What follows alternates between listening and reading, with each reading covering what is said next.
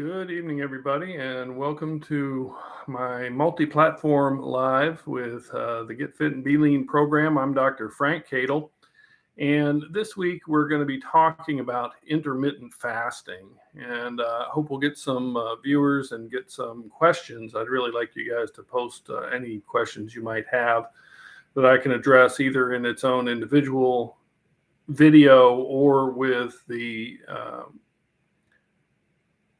live platform. I can actually answer them right now if I know the answer.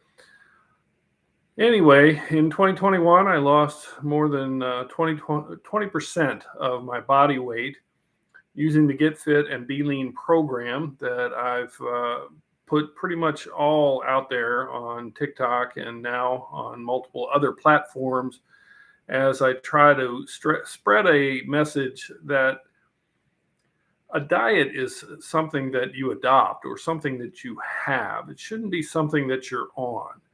And this is one of the reasons that I struggle with the kind of fad diet industry, $76 billion spent in 2020. And yet obesity is a bigger problem than it's ever been in this country, with more than 30% of adults overweight and another 20% morbidly obese. It's difficult to even know what normal weight is when we have so many people that are overweight. We're not used to seeing normal weight people. And this is a impression that many people will convey who are coming here from overseas, just the size of Americans and people in the developed West. So all this week, I've been publishing articles about intermittent fasting. Intermittent fasting is based on the idea that because we do have diurnal alterations in our hormonal balance that are tied back to our evolutionary history under the influence of the sun and the night and day cycle, that when you eat becomes important as opposed to how you eat, how much you eat. And, the unfortunate conclusion that I draw based on multiple published research studies that I have made available this week on my TikTok, my Twitter feed, is that it's just not the case. If you lose weight using intermittent fasting, that weight loss is a result of the overall caloric decrease that you would see by not eating during 8 or 16 hours of the day. There isn't any magic that comes from only eating during a particular time of the day. Now, there is some research going on as to cardiovascular risk factors and anti-inflammatory impacts. The reality is that inflammatory conditions are very, very complex, and the action of inflammation in the body is a multifactorial event. And just this week, research came out showing that in fact, we may be causing some harm with the use of so many anti-inflammatories so early in the history of injury or illness, because there may be some triggering of chronic pain responses. And it may be that some of the chronic pain that we see so commonly now is related to the early use of inflammatory modulators, things that decrease inflammation. So just looking at a diet and pulling out a few inflammatory markers is not really the kind of rigorous science that I would use to approach risk management. And my program is not about trying to live forever. I really am interested in losing a few pounds and being in shape and looking good and feeling good. And the Get Fit and Be Lean program does not involve any fasting. In fact, I really try to stay away from any kind of deprivation. I don't count calories. I don't eliminate any food groups because I just don't think that those are sustainable approaches. As I said, the diet should be something that you adopt, something you have, not something you're on. Because if you're on it, then the obvious implication is you're going to be off of it. And when you're off of it, then you're going to be at risk of regaining all that weight that you lost. And in fact, there have been mountains of research that look at all different kinds of diets. And 80% of people within a 5-year period will gain back all the weight they lost. And many people will go on to gain even more than they weighed when they first started on the dietary process. And in fact, that Finland twin study that I talked about last week, even attempting to diet, even once, if you compare twins years later, you'll see that the one who attempted to diet is the one that actually gained more weight. So with intermittent fasting, the goal is to have a particular period of the day in which you don't eat. They usually target breakfast. They sometimes target lunch as well. I am not a very pleasant person if I don't get the first 2 meals of the day.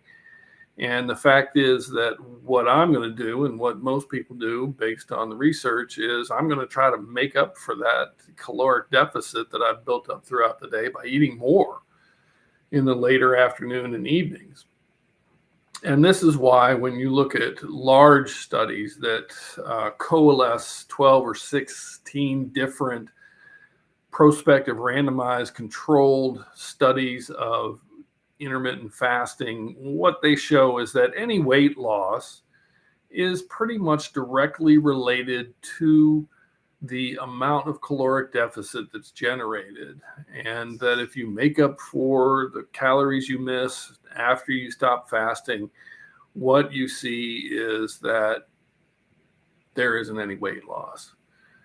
And of course, like almost all diets, once the dietary period is expired and you've moved on to eating regularly, you go right back to the same eating patterns and you end up gaining the weight back. So I'm not a zealot. I'm not trying to stamp out people's approaches to losing weight. But the fact is that intermittent fasting for weight loss just doesn't work. And there may be some impact on inflammatory modulators, but as trying to extrapolate that to say that it's going to increase your lifespan or decrease cardiovascular events. Oh, welcome. River Bandito, one of my favorite followers, has joined us. And I really want to try and focus more on the meals that we do eat and on portion control for those meals. I think that's a much more successful approach and a maintainable approach. The sustainability of whatever approach you want to take is going to determine the degree of success that you have.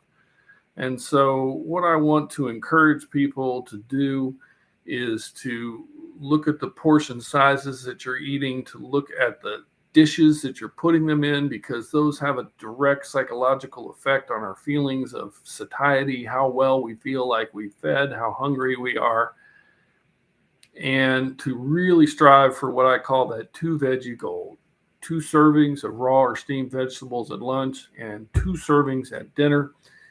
And I think if you can combine that diet, that you can have and you can pursue for the rest of your life, there's no reason you can't eat like this forever. Okay. It's not something that you have to take supplements for. There was a whole thing with the FDA this week about supplements related to certain ketogenic diets and the dangers that those present. And you shouldn't need any supplements if you eat normal food, especially if you really strive to get the vegetables you need. I'm going to talk about macros next week. I'm going to talk about macros and micros and what the difference is.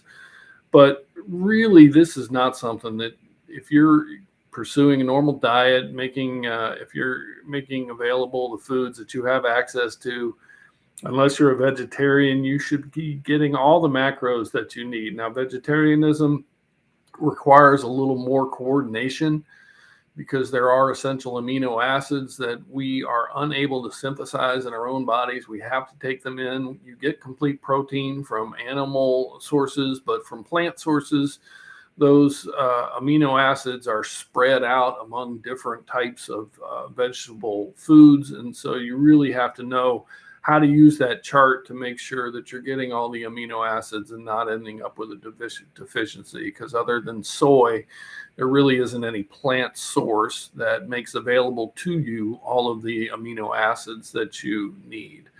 And there's some other issues in soy regarding biosimilar estrogenic hormone effects. They're not real strong. I've read a little bit of the research on them. I don't think it's a reason for you not to be a vegetarian. You want to be a vegetarian, go for it. I like meat. I'm not going to give up meat. So having a diet that has me eliminate bagels and noodles and rice and tortillas is not going to work for me. Having a diet that eliminates meat for me is not going to work. I'm not going to give up soda forever. I'm not going to quit eating chocolate. So my choice, and what I do recommend for people, since so many people struggle and so many people are really limited by their weight and their health is impacted by their weight. I'm going to talk about BMI in a couple of weeks, but this week I'll be talking about macros and micros. So you can watch my Twitter feed.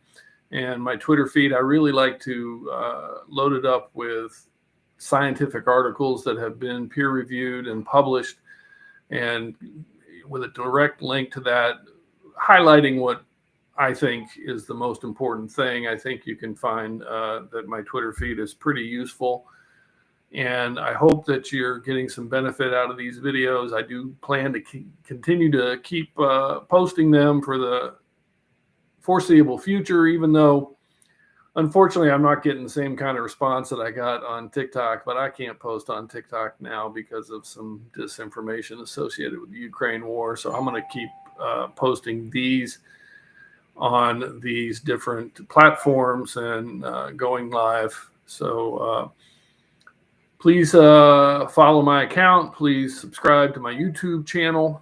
And I hope you'll take a look at my Twitter feed. I don't get much traffic on my Twitter account. I don't get a lot of retweets or other responses. So I hope that I'll get more of that in the future. And thank you very much. I hope if you have any questions, you'll submit them, and I'll probably do a video on them. Thanks.